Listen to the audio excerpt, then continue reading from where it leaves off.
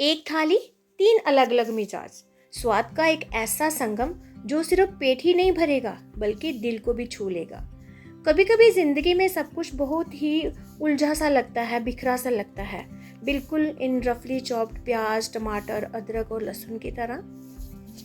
तभी अचानक कोई ऐसा खास दोस्त या फिर कोई ऐसी खास याद हमारी जिंदगी में इस तड़के की तरह एंट्री ले लेती है, जिसकी खुशबू से सब कुछ महक जाता है।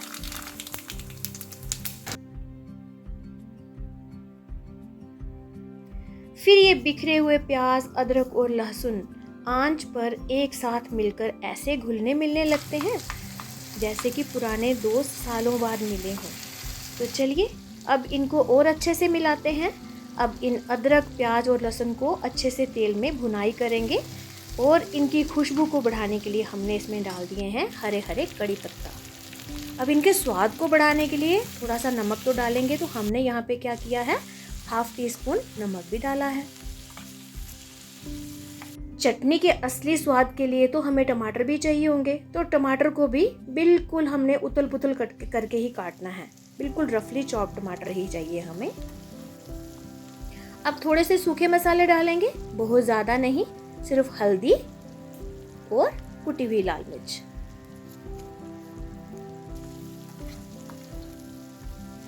अब एंट्री होती है इसमें हमारे रफली चॉप्ड टमाटर की, और जैसे ही ये टमाटर हमारी चटनी में जाएंगे, इनके रसीले रसीले स्वाद जो होंगे ना, ये हमारी चटनी का असली रंग दिखा देंगे और ये अभी अच्छे से इनमें पकेंगे।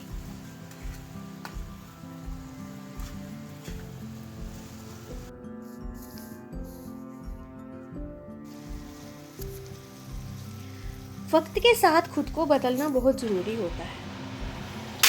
जैसे ये घंटों कढ़ाई में भुनने वाली मूंगफली अब एयर फ्रायर में फटाफट मॉडर्न टच के साथ तैयार हो रही है। भाई अब इन एहसासों में थोड़ा सा नींबू निचोड़ेंगे और इनको एक जगह अच्छे से पीस लेते हैं। जब ये सारे एहसास आपस में अच्छी तरह से पिसकर एक हो जाते हैं, तो तैयार होती है ये तीखी तीखी खट्टी मीठी यादों जैसी लाजवाब चटनी, जो हमारे साधारण से खाने को स्वाद से भर देती है।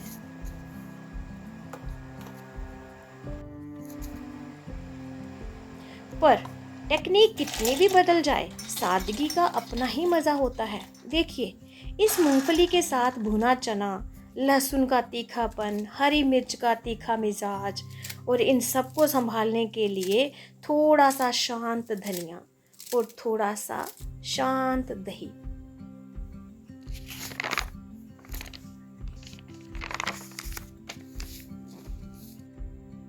देखिए, ये भी पिसने के बाद बिल्कुल घुल मिल गए हैं। अब इनको हम ट्रांसफर करते हैं एक बोल में। इसके पिसने के बाद अब इसके स्वाद को और निखारने के लिए पता क्या करना है हमने? अब इसके पिसने के बाद जब ऊपर से ये कड़कड़ाती हुई राई का तड़का लगेगा ना, तो ये सादी सी दिखने वाली चटनी भी कमाल कर जाती है। बिल्कुल उस शांत इंसान की तरह जो वक्त आने पर अपनी चमक को दिखा ही देता है। वाह, क्या खुशबू आ रही है। तो लीजिए, तैयार हैं 2 अलग अलग स्वाद। एक बहुत ही क्रीमी मीठा सा और दूसरा तीखा, थोड़ा सा खट्टा मीठा मगर बहुत ही स्वादिष्ट। सफेद सादी और शांत इडली के पास जब तक ये दोनों चटनियाँ नहीं आती, तब तक असली थाली अधूरी ही रह जाती है। बिल्कुल हमारी जिंदगी की तरह, जिसमें जब तक अलग अलग रंगों और स्वादों का मेल ना हो, तब तक जीने का मज़ा ही नहीं। धन्यवाद।